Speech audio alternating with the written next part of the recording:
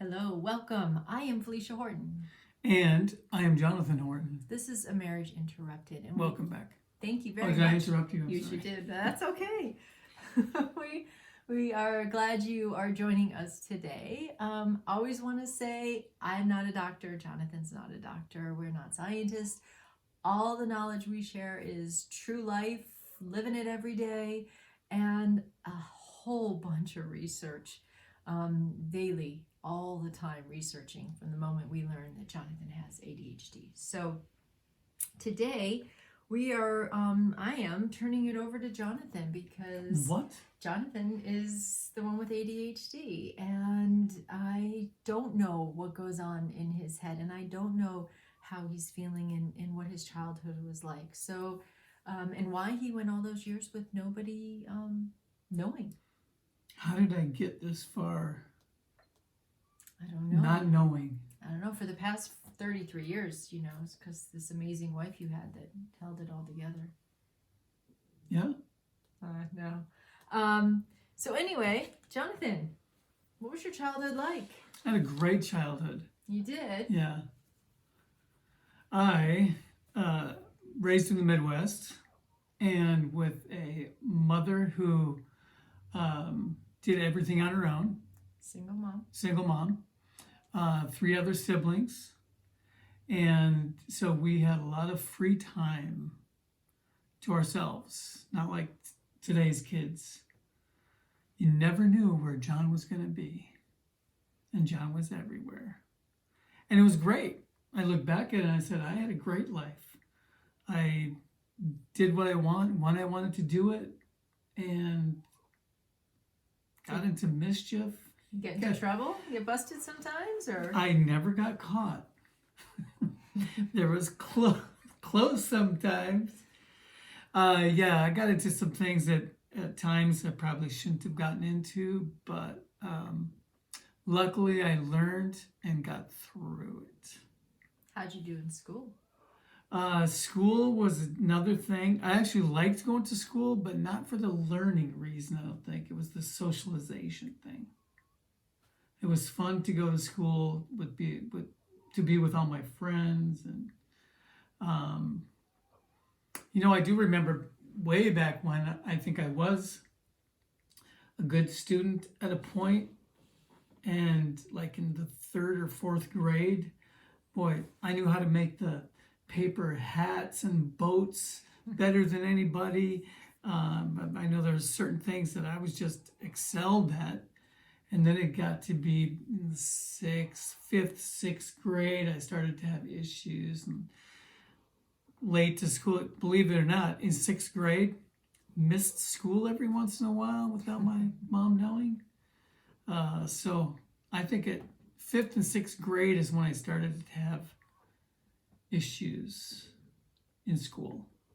Did you recall any of the teachers calling you out for not sitting still or paying attention or missing homework? Did you ever do the dog ate the homework? You know what? Honestly, I don't remember having homework, or it just went whether I was supposed to do homework or not. I remember when it came around to do tests, and you had these multiple questions and answers, and I would just go and I'd just mark the box. Not reading it. Surprisingly, sometimes I do pretty good. That was just luck of the draw, but... Why would you do that, though? Why wouldn't you? Because I didn't know the subject at all. And yet you're a very smart person. But I didn't have the patience to study. It wasn't a thing back then, I don't think. So my time chatting with your mom, who not many people get to say they adore their mother-in-law, and I completely love my mother-in-law, and spent time with her when we lived in the same state together. And she would share different stories, but there was a point where you were getting yourself into enough trouble that your mom had you go live with your dad because she was so concerned that she wouldn't be able to keep you out of trouble and be able to keep you safe from a bad direction you might be heading. Do you recall that time at all?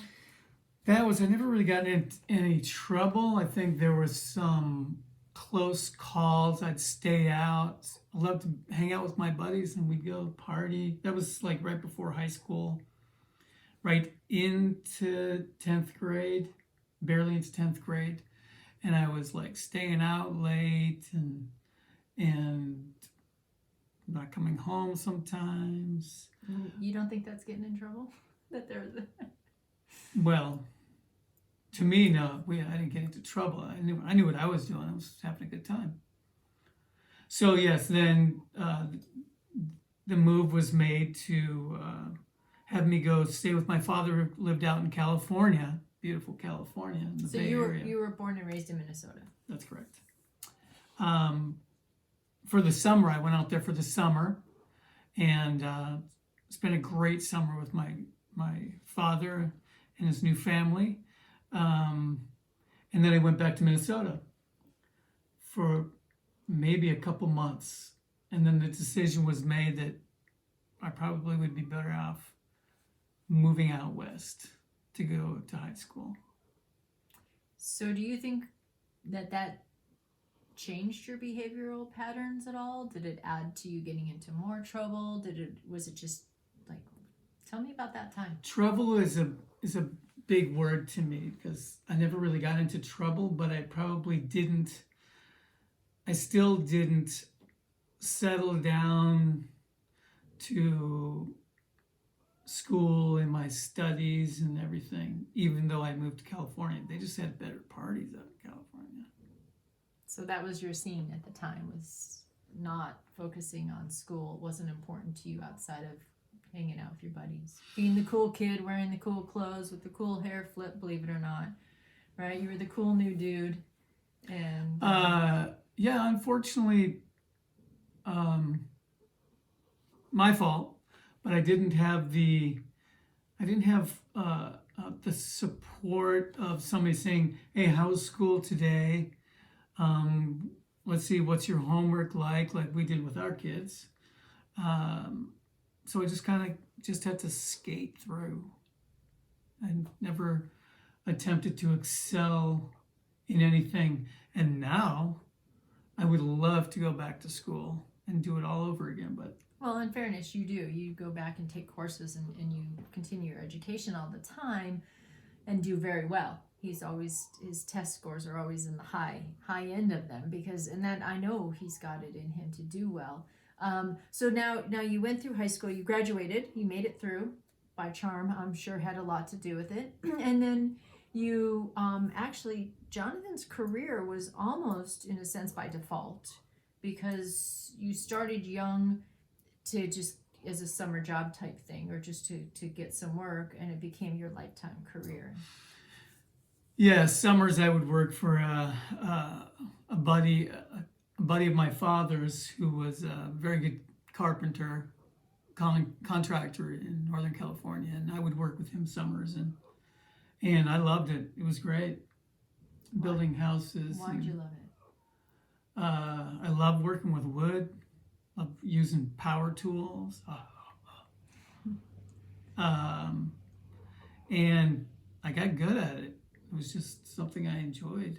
One thing we didn't hit on, which I think is a really big part of all this, is when Jonathan was younger, he liked bicycles.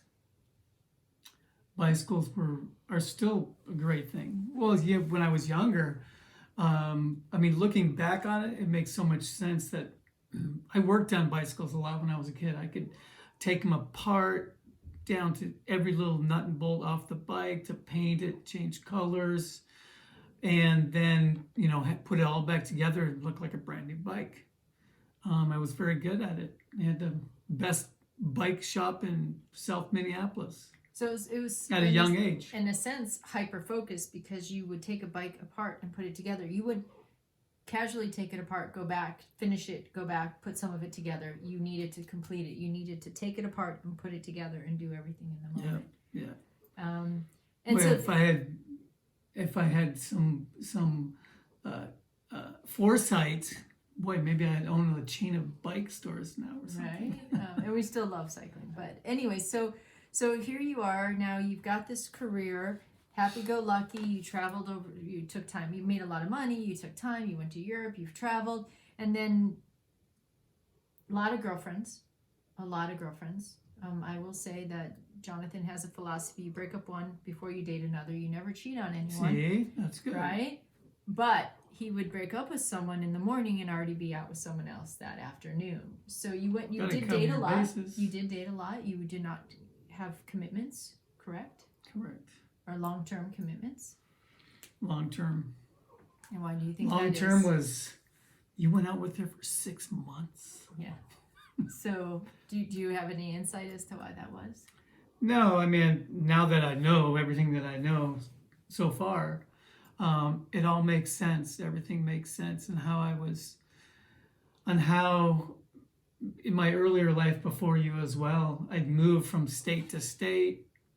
I just got impatient or restless to stay in one place too long. Live in Minnesota for a while, go back to California, go to Hawaii, live in Hawaii for a while. Denver. Live in Colorado for a while. So then you meet me. We get married. And it was done. Done. It was locked down. So we meet, we fall in love, we start this family. Now, because of that, or you have shared with me, it's because of that you started realizing that these behavioral patterns were actually a problem. Is that correct? No, I just found the right one. No. Okay. Well, that's flattering, but for the sake of helping others, is that not true that you became more aware? No, I think having a family makes you be more aware of what you need to do, and you can't do the things. But that your behavior was, you had to be accountable, and that your behavior may not be on the end of responsible. Right. My family saved my life. My wife and my kids saved my life. You had once said to me that you feel that it was the marriage, that once you were married, all of a sudden you had to be more accountable for your actions. Yeah, exactly. Yeah. So now we move forward, and I tell you I done some research. I think you have ADHD. We get counseling, or we go to we don't get counseling. We have not done that yet. We go to these meetings, these support groups. We get these tools. Years go by now. Here we are. We're still struggling. It was never happy-go-lucky from that point forward. So we want to share that all with you. This is just Jonathan's journey growing up and some of the things that he experienced when undiagnosed. But now we know, here we are, and we are hoping you continue to join us to get support, to share ideas, to know that you're not alone. And sometimes love is not enough. I get that. But most of the time, boy, it's worth fighting for. So if we can help with that, here we are. I am Felicia Horton. I'm Jonathan Horton. This is A Marriage Interrupted. See you next time. Thank you. Peace out.